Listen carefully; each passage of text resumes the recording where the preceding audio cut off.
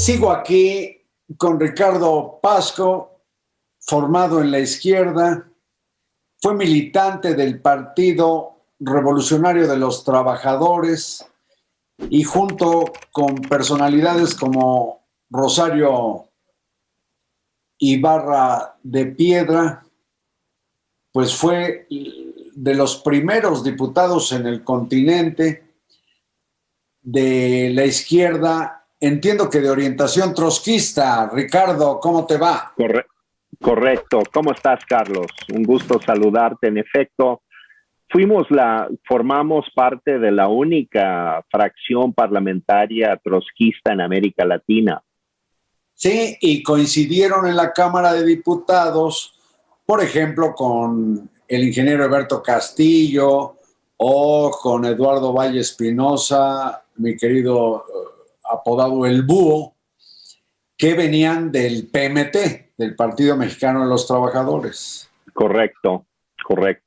Cuando empezaron los partidos de izquierda que estaban, sobre todo el Partido Comunista, estaba proscrito, pues aprovecharon poder entrarle a la lucha política en el Congreso de la Unión. Lo digo porque después participaste en la fundación del PRD y tuviste a tu cargo algunas responsabilidades, entre otras las internacionales de ese partido, ¿verdad? Correcto. Desde el Comité Ejecutivo Nacional del PRD fui el secretario de Relaciones Internacionales. Bueno, en ese tiempo militaban ahí pues el ingeniero Cuauhtémoc Cárdenas, fundador del partido, junto con Porfirio Muñoz Ledo. Militaba también el actual presidente Andrés Manuel López Obrador. Y quizás por esa experiencia internacional es que pues fuiste nuestro embajador en Cuba. Sí, efectivamente, yo creo que eso influyó por el hecho de haber tenido la experiencia internacional. También vengo de una familia de diplomáticos. Mi padre siempre fue diplomático y vivimos pues en muchos países del mundo, pero también creo que me nombró Vicente Fox también porque yo militaba en la izquierda y él estaba interesado en que alguien de la izquierda fuera embajador en Cuba, y así me lo dijo el presidente Fox como un gesto a Fidel Castro. Bueno, precisamente por eso quise hablar contigo, no es la primera vez, porque conoces muy bien el sistema cubano. Yo quiero preguntarte, pues debes saber muy bien que con la izquierda, o eso que le llaman izquierda, no solo en Cuba, sino en Venezuela y en Nicaragua, de cara a la cumbre de las Américas y la actuación y posición ante esa cumbre de Nicolás Maduro, de Daniel Ortega y de Díaz-Canel en Cuba. ¿Qué piensas tú? Bueno, la discusión que se ha suscitado a partir de la declaración del presidente López Obrador de no asistir a menos de que estén invitados todos los países a la cumbre es un tema que es planteado desde el punto de vista de una, yo digo, supuesta izquierda que cree que tiene que expresar sus opiniones en ese foro. La gran discusión para la izquierda, Carlos, desde mi punto de vista, es cuál debiera ser la posición correcta de la izquierda frente a tres países, Cuba, Nicaragua y Venezuela, que desde mi punto de vista y considerándome un hombre formado y miembro de la izquierda ideológicamente, yo los considero dictaduras. Y yo no considero, por tanto, que representan realmente un modelo de izquierda. Por más que se digan de izquierda, no es suficiente decir que eres de izquierda. También tienes que ejercer como de izquierda. Y desde mi punto de vista, la izquierda entre otras cosas, tiene dos como grandes ejes que no puede olvidar, que es por un lado buscar siempre la igualdad en las sociedades, el reparto igual de los recursos, un mejor reparto del ingreso para todos, pero también la democracia. O sea, no es solamente un tema económico, es un tema del régimen político. Claro. Y en el caso de estos países han olvidado por completo el tema democrático en aras de impulsar su supuesto modelo de igualdad, que por supuesto sabemos que no es tal, pero para no debatir sobre el punto en ese tenor. Pero el tema de la democracia es crucial y para mí lo es, y lo fue, te quiero decir, Carlos, como un tema central en toda la reflexión política e ideológica de Trotsky, y justamente por eso sale de la Unión Soviética, viendo que la deriva autoritaria que tomó ese régimen.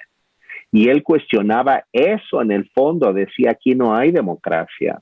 Claro. Entonces, yo, consecuente con mi pensamiento sobre esto, es que yo creo que el presidente López Obrador se ha equivocado porque no es de izquierda defender a tres dictaduras.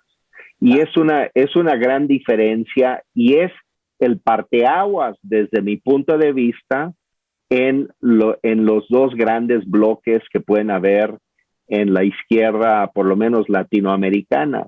Los que no se atreven a cuestionar las dictaduras y que es una porción muy importante de la izquierda latinoamericana y quienes desde la izquierda criticamos a las dictaduras y decimos que eso no nos representa.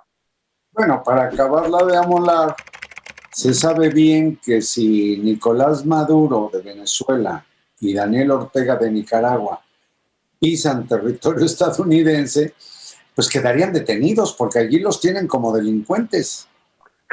Sí, bueno, en efecto, ese es un detalle y además es muy pertinente el asunto porque te recuerdo lo que hicieron los ingleses con Pinochet, ¿eh? Sí, claro. O sea, agarraron a Pinochet y lo tuvieron resguardado como 2 años y lo que pasa es que en ese caso el gobierno de Margaret Thatcher apoyaba en espíritu la gestión de Pinochet porque lo había invitado, de hecho, como una cortesía. Los dos se diría muy ligados al neoliberalismo, pero ahí las artes judiciales del juez Garzón hicieron que fuera detenido, efectivamente. Así es. Así es. Entonces, el ejemplo es importante. Te voy a decir que Fidel Castro planeaba sus viajes cuando salía de Cuba para nunca pisar un país que lo pudiera aprender. Cuando iba a viajar a China, a algún país en Medio Oriente, en Asia o África, siempre hacía sus viajes bien pensados para nunca pisar un territorio donde podría ser aprendido, incluso por la justicia estadounidense. Entonces, él estaba muy consciente de ese peligro. Y yo creo que lo están también Maduro y Daniel Ortega pensando en esos términos. ¿Y en el caso de Díaz-Canel de Cuba? No, él no está en ese concepto.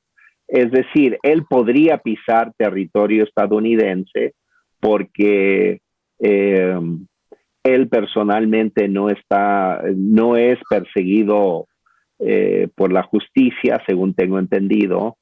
Fidel sí, Fidel y Raúl sí están perseguidos, fue en el caso de Fidel, es en el caso de Raúl, gente sujetos a la justicia en Estados Unidos, en España, tienen varios reclamos en España por tortura y asesinato de familiares y demás de personajes de la revolución.